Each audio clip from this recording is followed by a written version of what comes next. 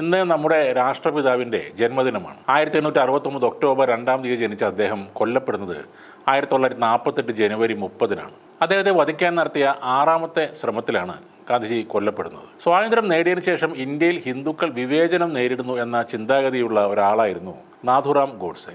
ഗാന്ധിജിയാണ് India വിഭജിക്കാൻ കാരണക്കാരനെന്ന് അദ്ദേഹം ഉറച്ച് വിശ്വസിച്ചിരുന്നു. 1948-ൽ പാകിസ്ഥാന് അന്നത്തെ 55 കോടി രൂപ ഇന്ത്യ വിട്ടുകൊടുക്കണം എന്ന് ഗാന്ധി വാദിച്ചതായിരുന്നു ഗോഡ്സെക്കുണ്ടായ വലിയ പ്രകോപനം. ഗാന്ധിജി അവസാനമായി ഉപവാസം തുടങ്ങിയ അന്ന് തന്നെ ഗോഡ്സെയും കൂട്ടരും ഗാന്ധിയെ വധിക്കാനുള്ള പദ്ധതിയും തുടങ്ങി വച്ചിരുന്നു. ഗാന്ധിയുടെ ജീവനെടുക്കാൻ ആദ്യമായി ഒരു ശ്രമം നടക്കുന്നത് 1934 ജൂൺ 25-ന് പൂനെയിൽ വെച്ചാണ്. ഒരു പ്രഭാഷണത്തിനായി പോയപ്പോൾ ഗാന്ധിയും കസ്തൂർബയും സഞ്ചരിച്ചിരുന്ന കാർ അല്പം വൈകിയാണ് ആ ഓഡിറ്റോറിയത്തിലേക്ക് എത്തുന്നത്. അപ്പോഴേക്കും ആദ്യത്തെ കാർ അവിടെ എത്തുകയും അതിന് നേർക്ക് ഒരു ബോംബ് എറിയുകയും ചെയ്തിരുന്നു. 10 പേർക്ക് ആ സ്ഫോടനത്തിൽ ഗുരുതരമായ പരിക്കുകളും പറ്റി. രണ്ടാമത്തെ ശ്രമം 10 വർഷം കഴിഞ്ഞ് 1944 ജൂലൈ മാസത്തിലാണ് ഉണ്ടാകുന്നത്. മലേറിയ ബാധിച്ച് അവശനായ ഗാന്ധിജി പൂനെക്കടുത്തുള്ള പഞ്ച്ഗനിയിലേക്ക് വിശ്രമിക്കാൻ പോയിരുന്നു. ഒരു സംഘം ഗാന്ധി വിരുദ്ധ മുദ്രാവാക്യങ്ങളും ഉയർത്തിക്കൊണ്ട് അവിടേക്ക് വന്നു. അവർ അവിടെ ഇരുന്ന് ഗാന്ധിജിക്കെതിരെ മുദ്രാവാക്യങ്ങൾ മുഴക്കി. ഒടുവിൽ ഗാന്ധിജി അവരുടെ നേതാവിനെ ഒരു ചർച്ചയ്ക്ക് ക്ഷണിച്ചു. അയാളുടെ പേരാണ് നാഥുറാം വിനായക് ഗോഡ്സെ. എന്നാൽ അയാൾ ആ ക്ഷണം നിരസിക്കുകയാണ് ചെയ്തത്. വൈകുന്നേരത്തെ പ്രാർത്ഥനാ യോഗത്തിനായി ഗാന്ധിജി പുറത്തിറങ്ങിയപ്പോൾ കയ്യിൽ ഒരു കഠാരയുമായി ഗോഡ്സെ അദ്ദേഹത്തെ കൊല്ലാൻ ശ്രമിച്ചു. എന്നാൽ അവിടെ ഉണ്ടായിരുന്നവർ ഗോഡ്സെയെ അടിച്ച് താഴെയിട്ടു. കൂടെ വന്നവരൊക്കെ ഓടിപ്പോവുകയും ചെയ്തു. എന്നാൽ ഗാന്ധിജി ഗോഡ്സെയെ വിട്ടയക്കാനാണ് പറഞ്ഞത്. മൂന്നാമത്തെ വധശ്രമം 1944-ൽ തന്നെ ഉണ്ടായി. അത് നടത്തിയത് ഹിന്ദു മഹാസഭയുടെ ടീമായിരുന്നു. ആ ശ്രമവും പരാജയപ്പെട്ടു. 4ാമത്തെ ശ്രമം 1946-ൽ പൂനെയിലേക്ക് ഗാന്ധിജി സഞ്ചരിച്ച തീവണ്ടി തന്നെ പാളം തെറ്റിച്ചുകൊണ്ടായിരുന്നു. പാളത്തിലേക്കിട്ടിരുന്ന പാറക്കഷ്ണങ്ങളിൽ തട്ടി തീവണ്ടിയുടെ എഞ്ചിന് കാര്യമായ തകരാറുകൾ ഉണ്ടായെങ്കിലും ആ ലോക്കോ പൈലറ്റിന്റെ അവസാന നിമിഷത്തെ ഇടപെടലുകൾ കാരണം തീവണ്ടി നിർത്താനും ആ വലിയ അപകടം ഒഴിവാക്കാനും സാധിച്ചു. 5ാമത്തെ ശ്രമം നടക്കുന്നത് 1948 ജനുവരി 20-നാണ്.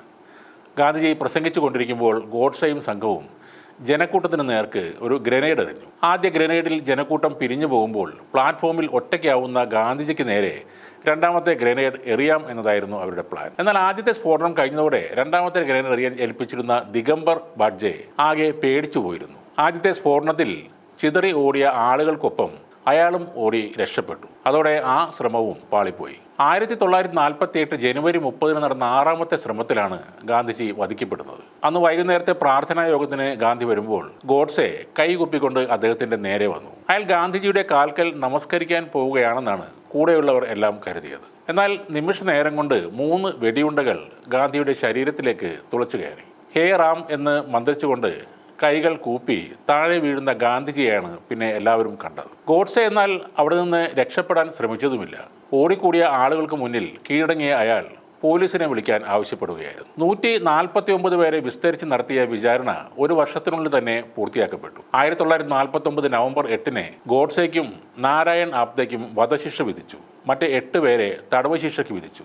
അച്ഛനെ കൊന്നവർക്ക് മാപ്പ് നൽകണം എന്ന് പറഞ്ഞുകൊണ്ട് ഗാന്ധിയുടെ മക്കളായ മണിലാലും രാംദാസും ഒരു ദയാഹർജി നൽകിയെങ്കിലും നെഹ്റുവും പട്ടേലും ചേർന്ന് അത് തള്ളിക്കളഞ്ഞു. 1949 നവംബർ 15-ന് അംബാല ജയിലിൽ ഗോഡ്സെയും നാരായൺ ആപ്തയും തൂക്കിലേറ്റപ്പെട്ടു. ഇപ്പോൾ മാത്രമല്ല, അക്കാലത്തും നാഥുറാം ഗോഡ്സെക്ക് ഒരുപാട് ആരാധകർ ഉണ്ടായിരുന്നു. ഗോളിയോറിലെ ഹിന്ദു മഹാസഭയുടെ ഓഫീസ് ഉള്ളത് ദൗലത് ഗഞ്ച് എന്ന സ്ഥലത്താണ്. ആ ആസ്ഥാന മന്ദിരത്തിൽ തന്നെയാണ് പിന്നീട് ഗോഡ്സെയുടെ പേരിൽ പുതിയ ഒരു ലൈബ്രറി ആൻഡ് റീഡിംഗ് റൂം തുറന്നത്.